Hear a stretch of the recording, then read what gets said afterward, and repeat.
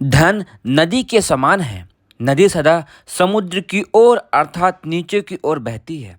इसी तरह धन को भी जहां आवश्यकता हो वहीं जाना चाहिए।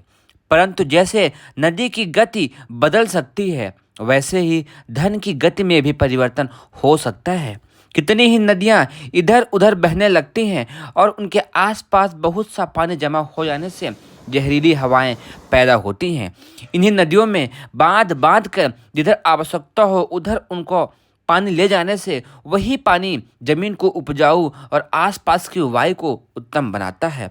इसी तरह धन का मनमाना व्यवहार होने से बुराई बढ़ती है, गरीबी बढ़ती है। सारांश यह है कि धन विषतुल्य हो जाता है यदि उसी धन की गति निश्चित कर दी जाए, उसका नियम पूर्वक व्यवहार किया जाए, तो बांधी हुई नदी की तरह वह भी अत्यंत ही सुखप्रद और लाभकारी हो जाता है।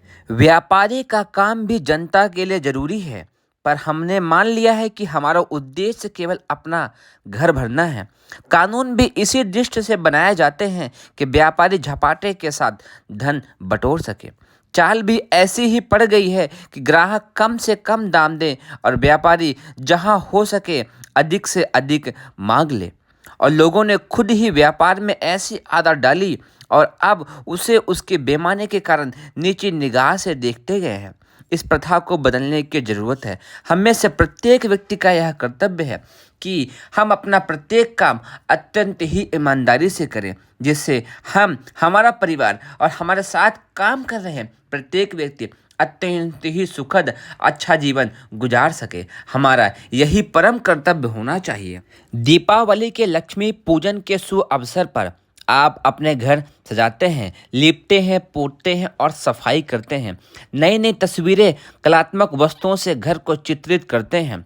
अपने शरीर पर सुंदर सुंदर वस्त्र और आभूषण भी धारण करते हैं।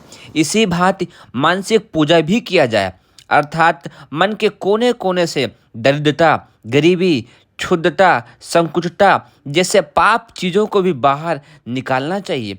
तभी हम सुखी जीवन जी सकते हैं। परमपिता परमात्मा की भी यही इच्छा है कि हम स्वयं सुख रहें और सभी को साथ ले सकें। हम दिन भर के क्रियाकलाप में अपने अनावश्यक खर्चों को रोक करके अपने साथियों की भी मुसीबत में मदद करें। साथ ही अपने पैसे को अनावश्यक कामों में न लगा करके प्रत्येक व्यक्ति के उत्थान के कार्य में लगाना चाहिए। विश्व के अनेक दरिद्र लोगों के कारण को खोजा तो पता लगेगा कि उन्हें आत्मविश्वास ही नहीं, उन्हें यह श्रद्धा ही नहीं है कि वे दरिद्रता से छुटकारा पा सकते हैं। हम गरीबों को बताना चाहते हैं कि वे ऐसी कठोर स्थिति में भी अपने आप को उन्नत बना सकते हैं। सैकड़ों नहीं बल्कि हजारों ऐसी स्थितियों में उत्पन्न धनवान बने हैं। इसीलिए हम में से प्रत्येक व्यक्ति का यह कर्तव्य होता है कि हम आगे बढ़ने का अभ्यास डालें।